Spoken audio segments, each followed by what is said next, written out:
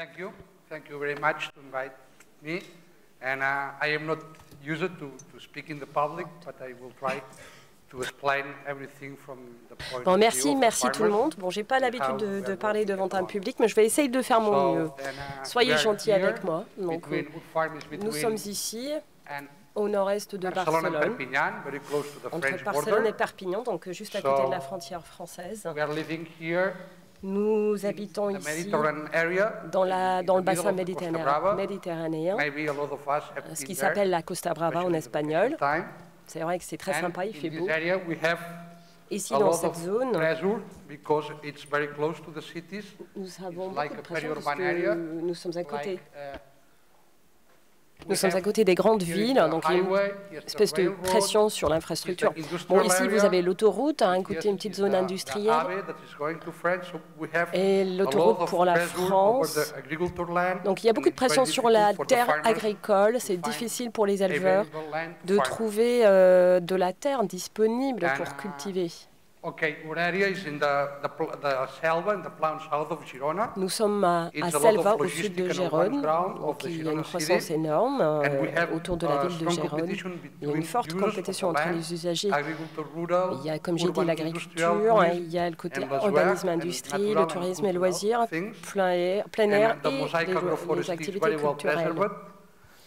Le complexe agroforestier est très bien conservé. Les agriculteurs sont en minorité, comme vous voyez devant vous sur l'écran.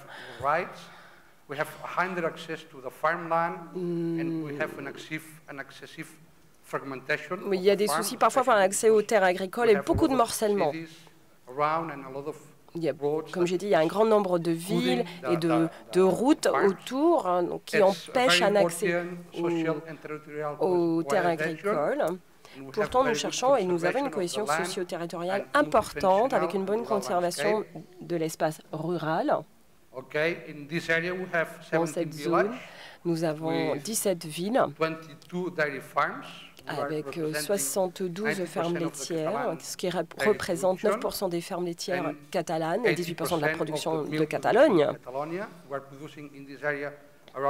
Nous produisons dans cette zone aux alentours de 70 millions de litres, avec un chiffre d'affaires de 25 millions d'euros. Et pour nourrir les animaux, nous cultivons 2560 hectares. C'est 10% des terres agricoles viables de la région de Gérone. Les coûts de production sont très élevés, surtout dans l'alimentation.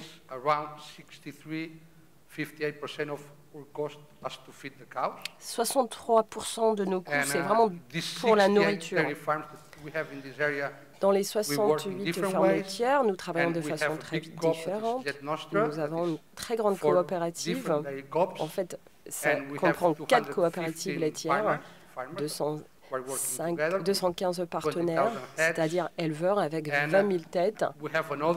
Nous avons également une autre coopérative avec des fermes plus importantes, mais il n'y a que 6 fermes laitières qui produisent notre marque de lait Atto Natura. Également, il y en a qui produisent des yaourts, surtout pour les écoles. D'autres exploitations qui produisent du lait frais, du lait entier pour les établissements touristiques sur la côte. Et comme je vous ai déjà dit, il y en a qui produisent des fromages et des yaourts, surtout dans les petites exploitations.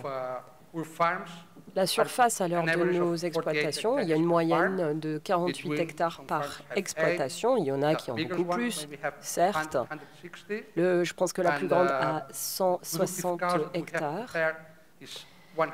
Vous avez le chiffre aussi pour le nombre de vaches en lactation, entre 20 et 1475, mais la moyenne c'est 160. Mais il y en a quand même, il y a des exploitations qui ont presque 2000 vaches.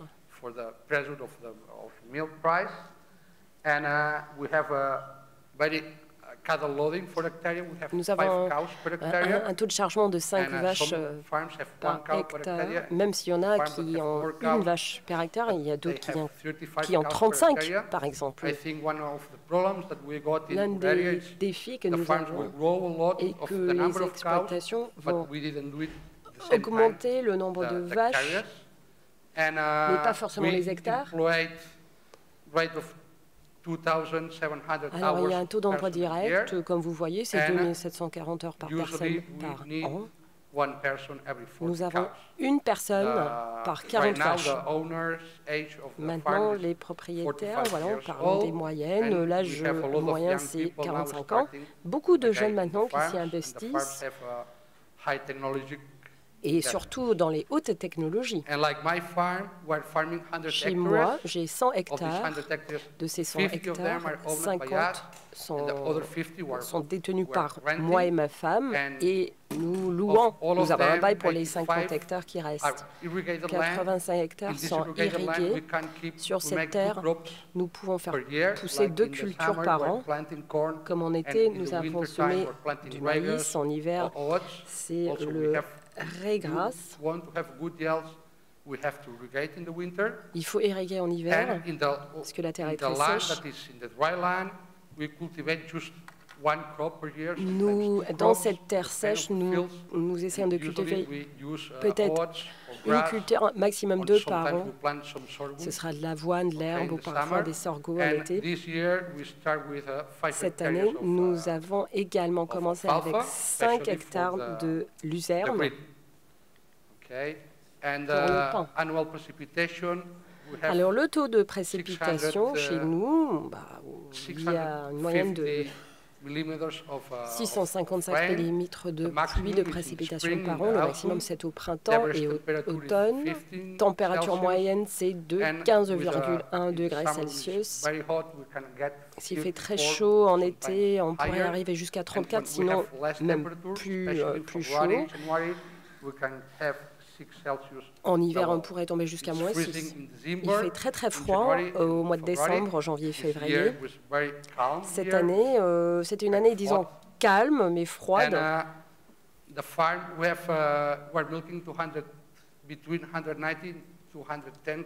Nous avons entre 190 et 210 vaches. Il y en a qui passent à la traite par des robots. Les Lely, comme vous voyez, qui ont quand même 16 ans. Donc nous avons 70 vaches qui sont traitées dans la salle de traite. Et nous avons ce système que vous voyez devant vous. Il y a une espèce de compostage qui marche très très bien, qui fonctionne bien pour nous. C'est pour leur literie et c'est une façon excellente et bon marché au marché de garder les vaches en confort. Et après, nous avons 20 à 30 vaches taries qui restent dans les pâturages. Une fois que les vaches sont taries, on les amène au pré, en vacances. Et nous gardons 30 taureaux qui sont à vendre en circuit fermé. Donc tous les ans, nous arrivons à vendre 5 à 7 taureaux. Les autres, on partage entre les fermiers, entre les exploitants. Donc il y a 40 taureaux en gros qui sont en circuit fermé, qui sont à vendre. Et il y a 30 à 40 vendus à 15 jours.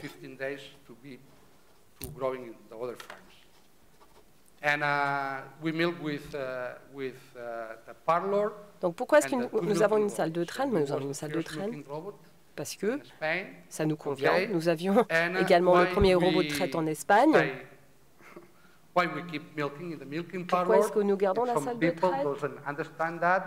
Il y en a qui ne comprennent pas notre décision. Pour nous, c'était facile. Et c'était pour vraiment augmenter la taille de l'exploitation. En 2000, j'ai commencé à travailler avec mon père et mon grand-père. Je ne savais pas à l'époque si je voulais vraiment suivre leur chemin. À l'époque, on avait 85 vaches et un quota de 100 000. Donc un robot n'était pas suffisant, mais 2 étaient trop. Donc on s'est dit, bon, on va commencer avec un robot, mais on va maintenir la salle de traite. Donc, il fallait mélanger le quota avec l'augmentation du nombre de têtes. Et finalement, on a acheté un deuxième robot. Donc nous ne faisons pas notre traite tout simplement dans la salle de traite parce qu'au niveau de la taille, c'est compliqué. Il faut avoir 3 traites par jour, donc l'organisation se trouve très compliquée. Pour nous, il y avait beaucoup plus de bénéfices de garder la salle de traite plus les robots. Notre objectif est de produire 12 000 litres par vache par an, travaillant avec 3 ou 4 robots de traite. C'est notre souhait.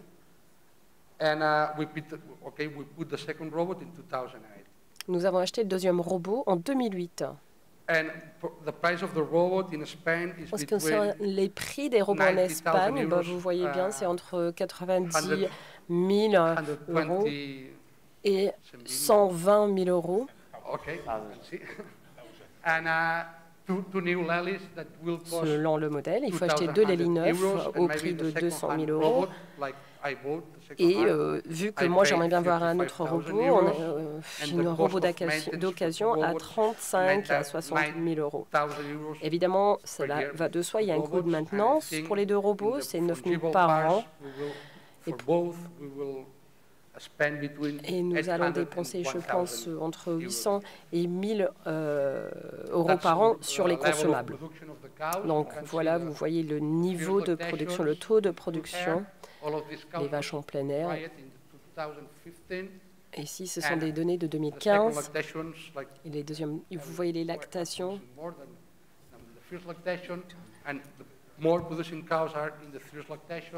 Vous voyez les lactations.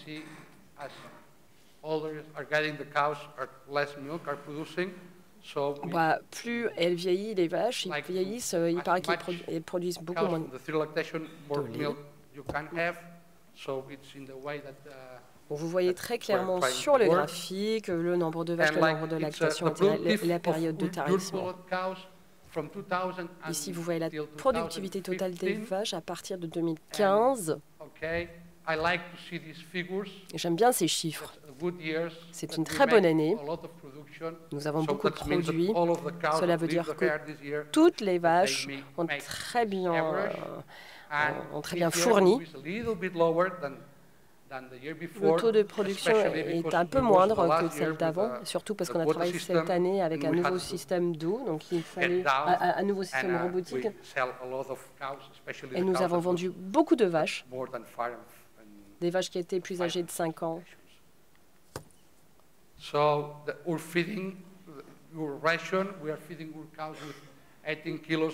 Alors, les rations maintenant, nous donnons 18 kg d'ensilage de maïs, 18 kg d'ensilage de raie grasse, 2 kg de luzerne, 1,30 kg de paille, 4 kg de concentré au robot. Dans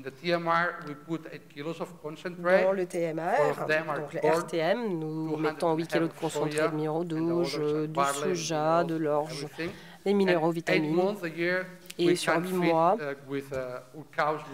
nous pouvons alimenter les vaches avec un maïs que nous récoltons nous-mêmes.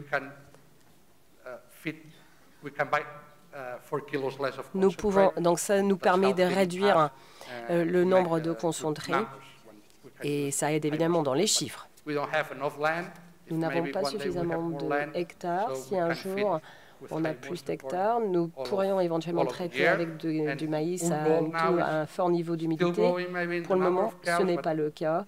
Nous augmentons le nombre des vaches. Certes, notre projet est vraiment d'augmenter la taille de la propriété parce que nous pensons que c'est vraiment le chemin à suivre. C'est là où nous pouvons être plus rentables, plus performants. Donc les coûts d'alimentation maintenant sont devant vous. Si j'achète par exemple 5,5 ma ration, c'est 5,54 par vache par jour. Mais les fourrages coûtent, voyons, 1,70. Mais seulement si j'achète ça d'abord d'un autre éleveur.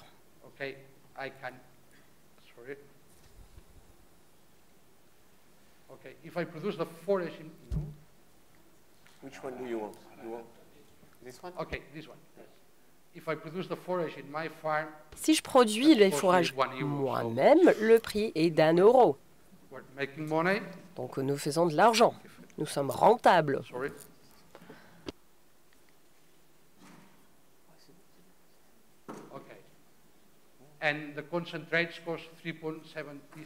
Vous voyez les prix des concentrés à 3,77. Donc le coût sur mon exploitation est 4,77 si j'achète. Ça, c'est le coût réel du marché. Alors, l'ensilage de maïs, nous avons plus ou moins 70 000 kg de maïs par hectare. Ce n'est pas une matière sèche. Donc, le coût pour un hectare d'ensilage de maïs dans ma région, sur mon exploitation, est plus cher qu'ailleurs. C'est 1 462 € par hectare. Ensuite, il faut couper, il faut transporter. Quand vous mettez tout l'ensilage en vente, ça va me coûter 626 € par hectare. Alors, le prix n'est pas identique partout. Ça dépend de la qualité de l'eau, de la qualité des champs. Mais moi, j'essaye de montrer le côté le plus cher pour 1 kg d'ensilage de maïs, surtout dans les champs qui étaient irrigués. Ailleurs, certes, c'est plus cher. Dans d'autres secteurs, nous pouvons irriguer la nuit, nous pouvons irriguer à travers l'électricité, si j'ai bien compris. Donc, ça revient moins cher. On a des systèmes de backup, etc. Donc, ça coûtera moins cher. If you buy all of this corn silage, we have to buy to another farmer. The price of the market il faut regarder le prix du marché pour l'ensilage de maïs. Et les chiffres que je vous montre ici reflètent les prix de l'année dernière. The feeding cost of the ryegrass, it's very important with ryegrass for us because we can plant it in the winter time. We need less water. On peut le planter, le semer en hiver, il faut moins d'eau à ce moment, et puis le ryegrass a beaucoup de protéines. Nous avons tendance à semer du début septembre à mi-octobre, et on peut faire jusqu'à 3 récoltes par an. Vous voyez le prix pour un hectare, environ 600 € par hectare. Mais évidemment, si on peut faire plusieurs passages, plusieurs récoltes, ça réduit le prix. Et là, vous voyez le prix pour le hacher et pour le transporter. Et puis pour compenser l'azote. Donc,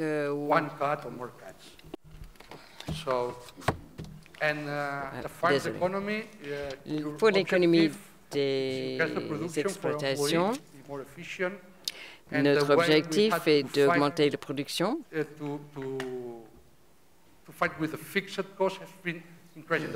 D'effectivement jouer sur les frais généraux pour gagner en efficacité. Et travailler sur les coûts fixes qui augmentent.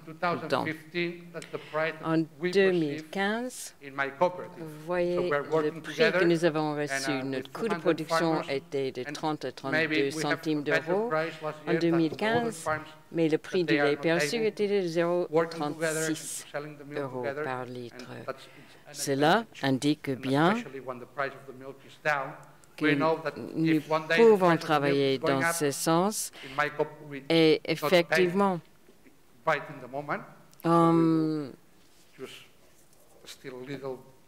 ça nous donne un peu de marge. En réalité, des petites baisses ne vont pas nous mettre en danger et des hausses peuvent être profitables.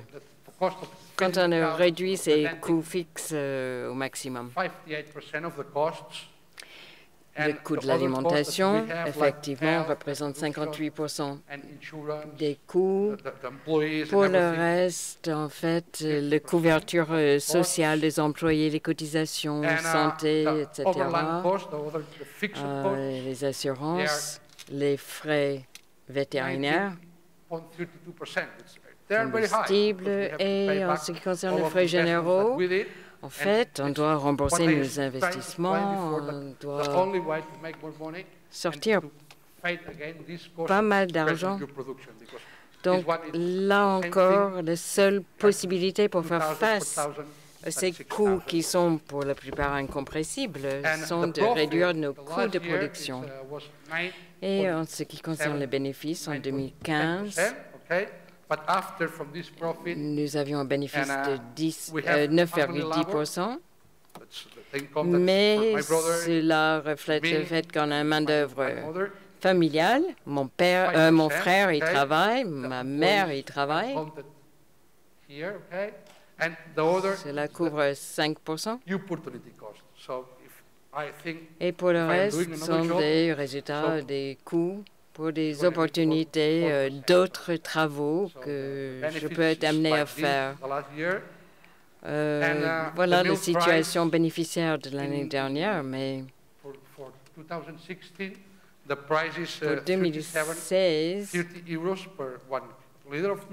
le prix de base est de 30 centimes le litre.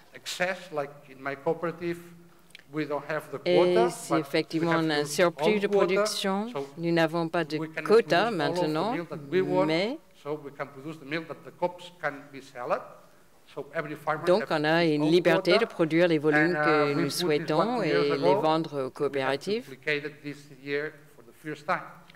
Et on a créé le prix spot l'année dernière, mais cette année, ce sera appliqué pour la première fois.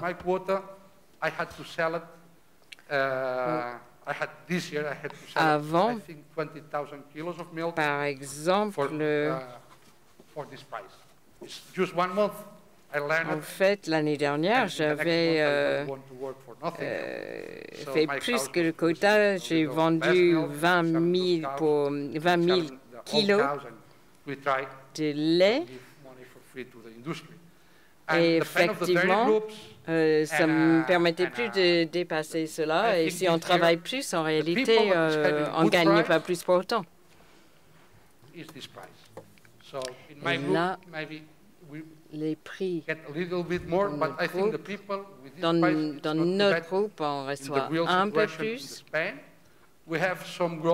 Mais notre situation n'est pas la même que partout en Espagne. Les éleveurs qui n'ont pas de contrat se trouvent devoir vendre pour un prix spot.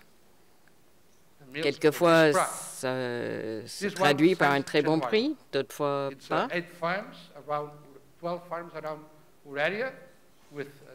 We have l'exemple d'une douzaine de fermes en Catalogne qui vendent leur lait pour ce prix. They're not get maybe in September. A lot of them will close if they cannot change the situation. They will pour have to close the farms. Ils frôlent la faillite. En fait, il y a quelquefois des jeunes agriculteurs qui voudraient ou éleveurs qui se trouvent confrontés à une situation très difficile en touchant ce prix-là. Et donc cette année,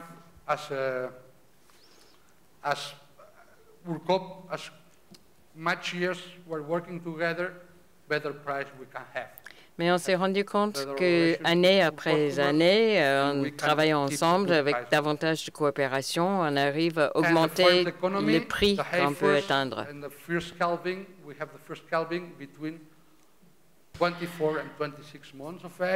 En ce qui concerne nos génisses, le premier vélage est à 24 à 26 mois.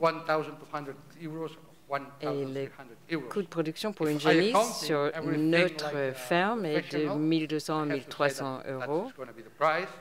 because I am counting this one, that is the price that I am counting for the head of Et moi, en animals fait, in my je place. prends le prix que vous voyez de 1400 euros par tête. If I delegation in a center, ou c'est coût, en fait. Growing center, the price, like right now in the growing center, mais ça, c'est un prix. Si la délégation est dans un centre de croissance, ça pourrait être bien plus. 1800, 2100 euros. To put your heifers in a professional growers that you have to pay every month. So ça coûte très cher, par contre, de mettre vos génisses dans un centre de croissance. Ça coûte bien moins cher de les garder soi-même et de les élever sur la ferme, ce qui n'est pas toujours possible, il faut reconnaître. Alors, comment augmenter nos bénéfices et leur rentabilité? La qualité de l'alimentation et un vélage plus précoce.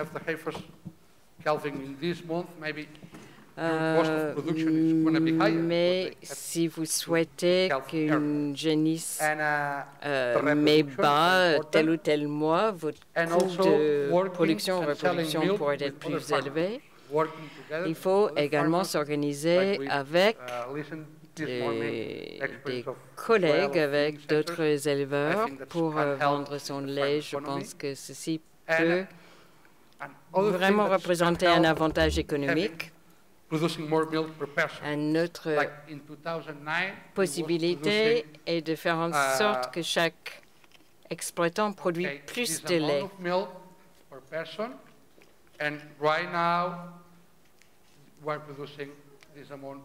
Alors en 2009, vous voyez le chiffre qui est actuellement monté à 400 000 litres, de 310 000 litres en 2009 à 400 000 litres.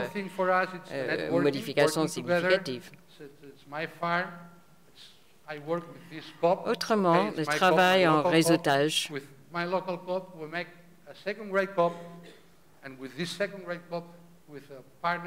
En fait, moi, je travaille avec un autre collègue ou coopérative et puis on travaille avec un autre. Et nous sommes dans une fédération. En fait,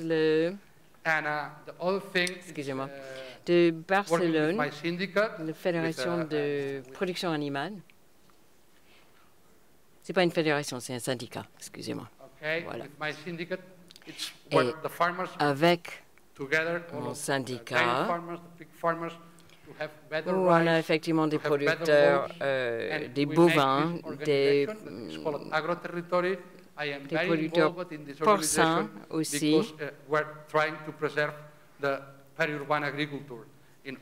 Et on essaie de faire en sorte que l'agritourisme, l'agriculture soit préservée, que toute cette pression de l'urbanisation, du tourisme ne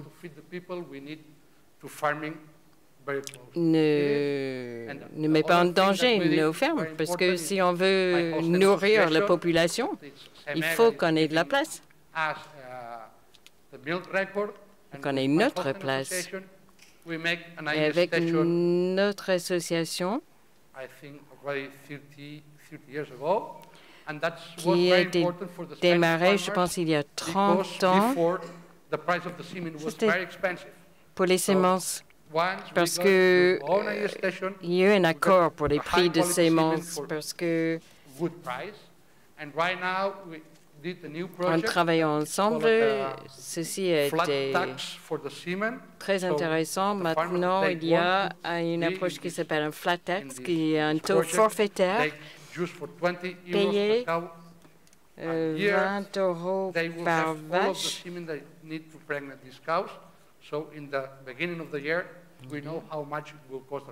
En tout cas, on a la possibilité de dire en début d'année combien de vaches on voudrait inséminer et combien de semences sera nécessaire. Ça permet à tout le monde de planifier les développements. En 1968, on a commencé à travailler avec des Américains, avec des taureaux Holstein, Prime Holstein.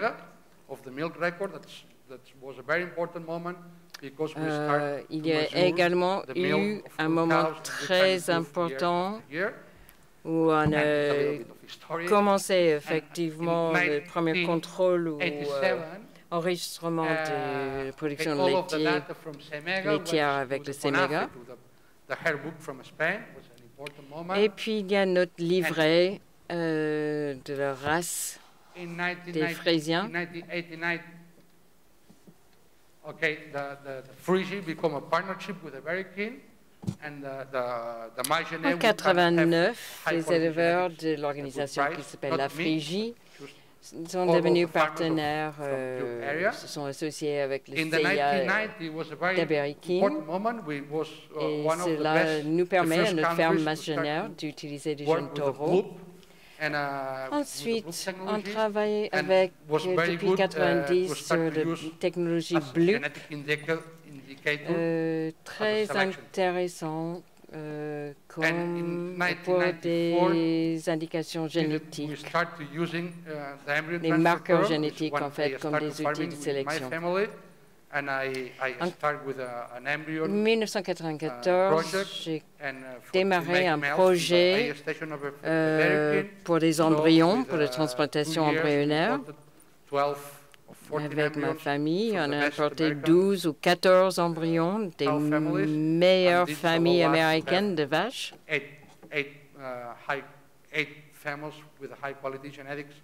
On a produit 8 femelles dont le patrimoine génétique, avec un patrimoine génétique extrêmement qualitatif.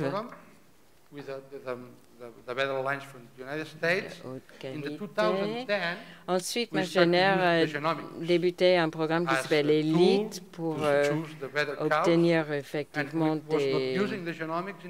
des géniteurs, des meilleures lignées. Et puis, nous utilisons le génomique. En fait, on prend des échantillons des poils et on les envoie aux États-Unis pour analyse. En 2013, au sein du CONAFE,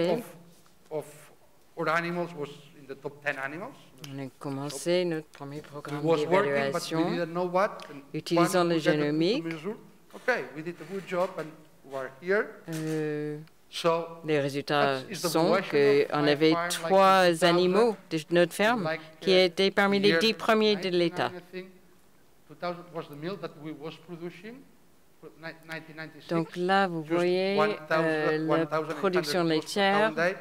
De 96 à 2016, on est monté jusqu'à 7000 kilos. Vous voyez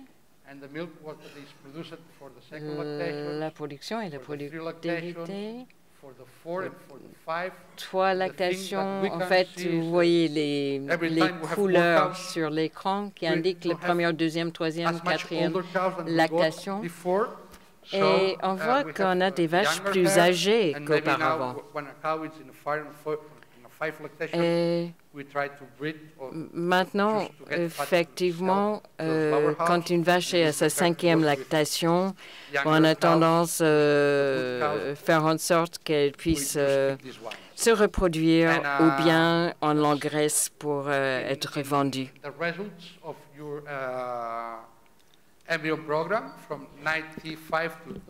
Voici les résultats de notre programme de transfert d'embryons.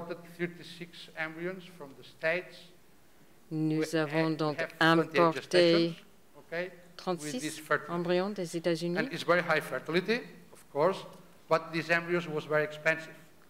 La qualité était là, mais le coût était en conséquence aussi.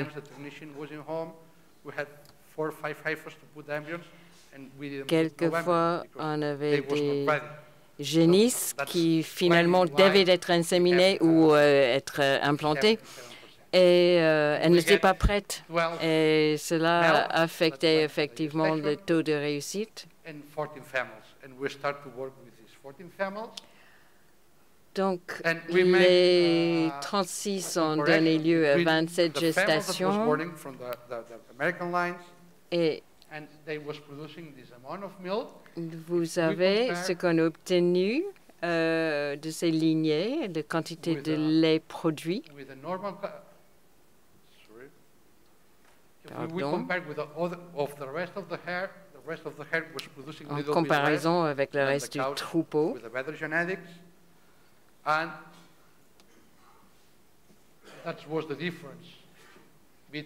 Et là, on voit la différence entre les vaches sorties du programme élite et les vaches ordinaires dans notre élevage.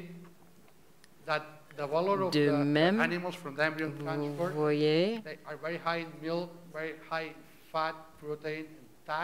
que ce soit les lipides, les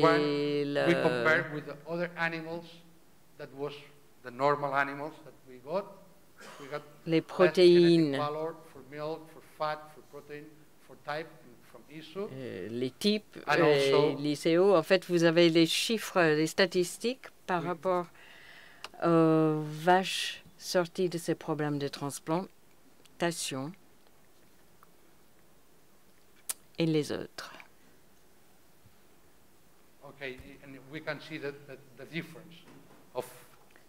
Et là, vous voyez la différence entre les deux groupes. Dans cet exemple, 480 litres. Voilà quelques exemples des descendants.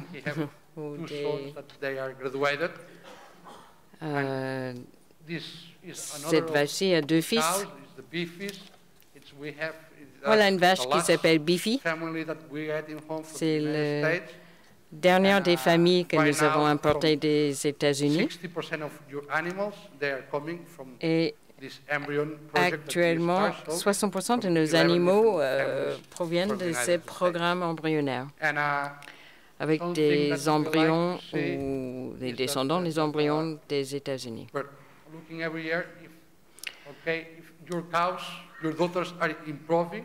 Et donc, vous voyez, en ce qui concerne l'amélioration entre les filles et les mères,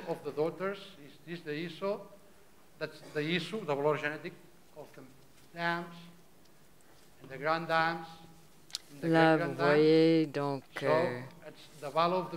les génitrices, les mères, les grands-mères et les arrière-grands-mères. Voilà, donc une fois de plus, de gauche à droite, les filles, les mères, les grands-mères et les arrière-grands-mères. Et on peut regarder ces statistiques chaque année. Ici, je vous donne un exemple qui date d'avril de cette année, mais chaque mois, ça change. Parmi les 15 meilleurs animaux, meilleures bêtes, voilà, les flèches rouges indiquent les nôtres. Et de même, par cet indice combiné,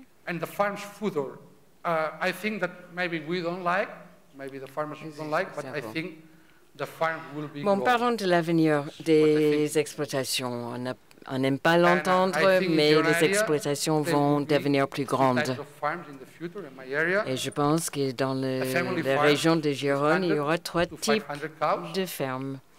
D'abord, les fermes familiales avec de 100 à 500 vaches, faisant appel à des technologies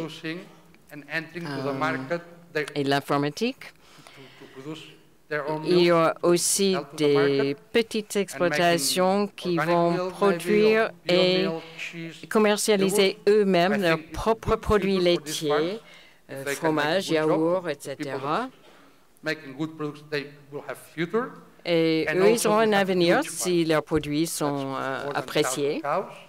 Et puis, il y aura des très, très grandes exploitations avec plus de 1000 vaches.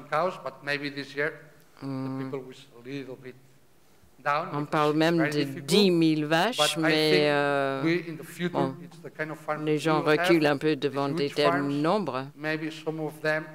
Mais je pense à l'avenir, il y aura d'énormes fermes. Oui, ça pourrait provenir aussi d'un désir de fusionner des fermes et mettre toutes les vaches ensemble et travailler ensemble d'un certain nombre d'éleveurs aussi, hein, c'est possible. Ou ça sera plutôt géré par ou créé par les investisseurs. Alors, je crois que les deux premiers groupes ont davantage d'avenir parce qu'ils peuvent s'adapter plus facilement. Il faudrait qu'ils travaillent ensemble, par contre, en coopératif, ou faire en sorte de produire des grands volumes et de gérer la croissance et de grandir ensemble. Il faudrait qu'ils s'adaptent à l'offre et la demande du marché, parce que sinon, il va falloir se tourner vers le marché global et puis vendre son lait à un prix de 28 centimes d'euros, par exemple, ou même moins. Il faudrait être plus efficace, plus d'efficacité et de productivité en contrôlant les coûts de production et quelquefois produire pendant des périodes ou considérer des périodes plus ou moins longues, comme cette année par exemple, où on a pu vendre à un bon prix.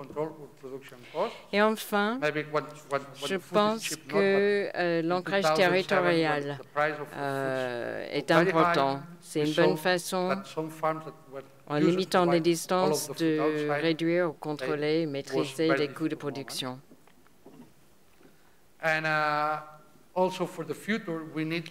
De même, pour l'avenir, il faut trouver de nouvelles variétés de fourrage,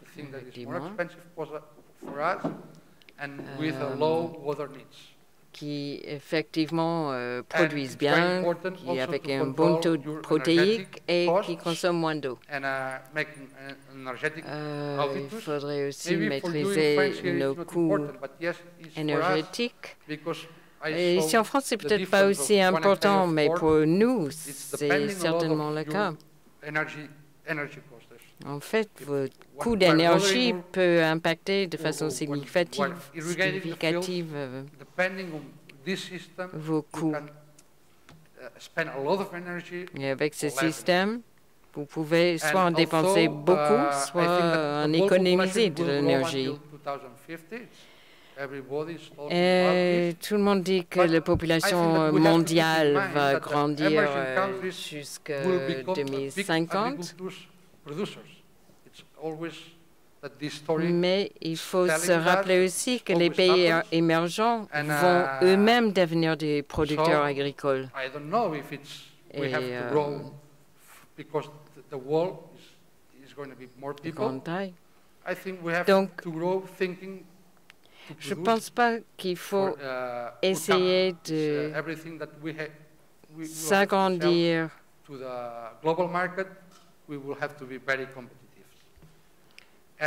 avec cette augmentation de la population mondiale en vue, parce qu'on sait qu'il faut être extrêmement compétitif pour vendre sur le marché mondial ou global.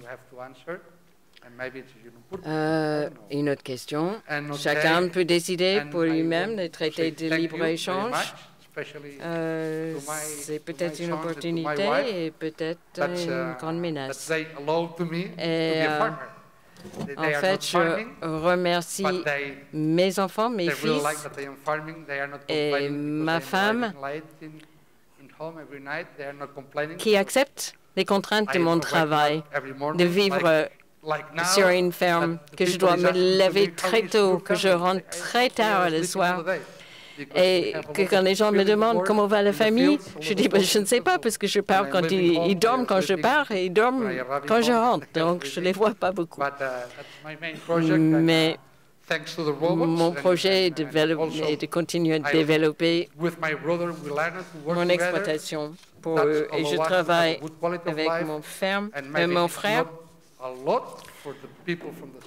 Je sais que nous avons une bonne qualité de vie et le fait de travailler ensemble permet de libérer un week-end par mois. Et ça, c'est excellent. Pas grand-chose pour les citadins, mais pour nous, c'est précieux.